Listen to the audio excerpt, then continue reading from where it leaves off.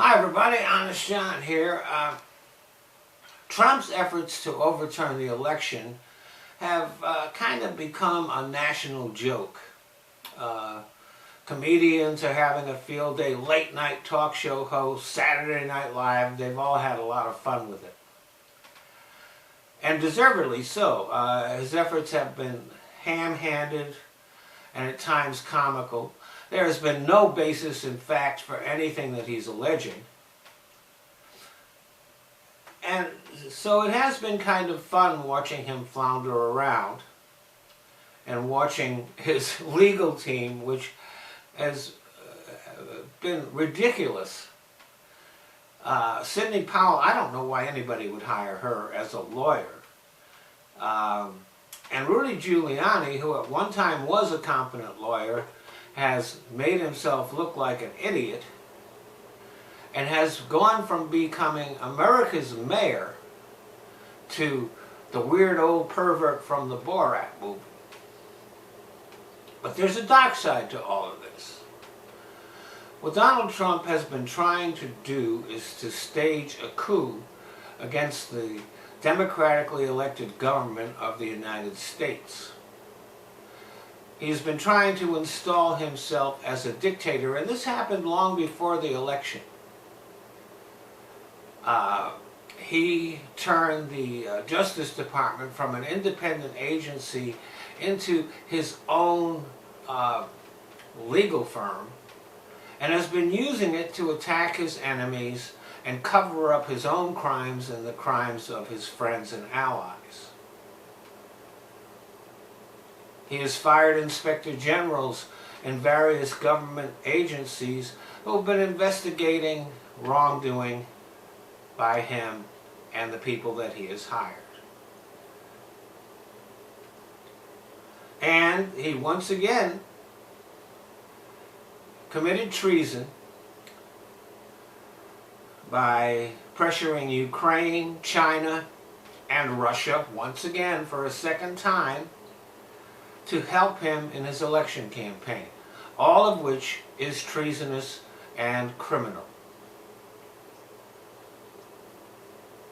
The fact is that Trump's entire presidency has been an assault on democracy, both here and around the world. And since the election, Trump has been pressuring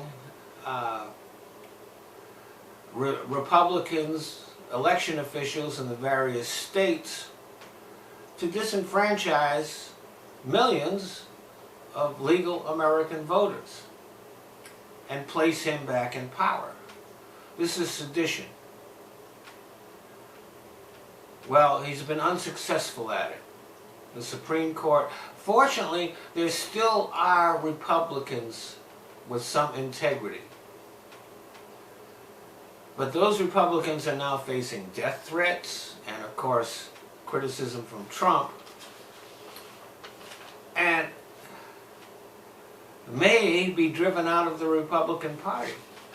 Right now, it's very difficult to be a person of integrity and be in the GOP. Now, Monday, the electors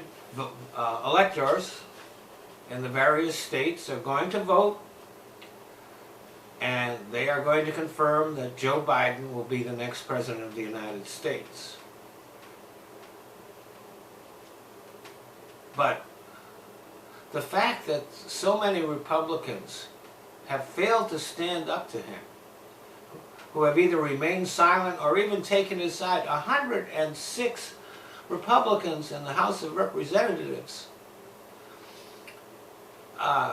joined in the lawsuit, the baseless and absolutely ridiculous lawsuit by the state of Texas, who, by the way, which was fired by their Attorney General, who is accused of bribery and money laundering and all kinds of crimes, and who is expecting to get a pardon from Trump to short-circuit that.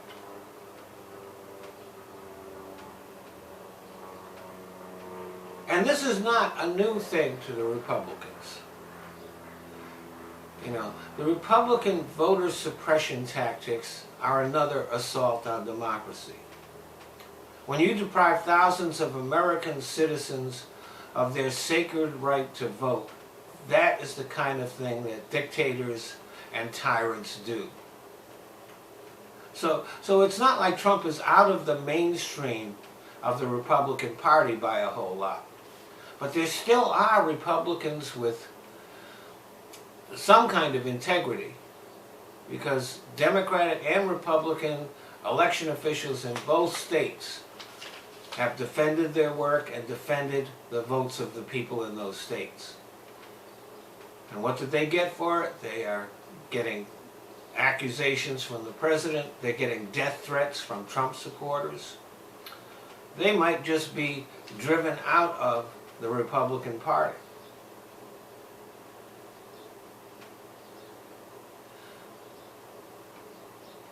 So when Biden gets into the White House, he's going to be very busy cleaning up the mess that Trump has made.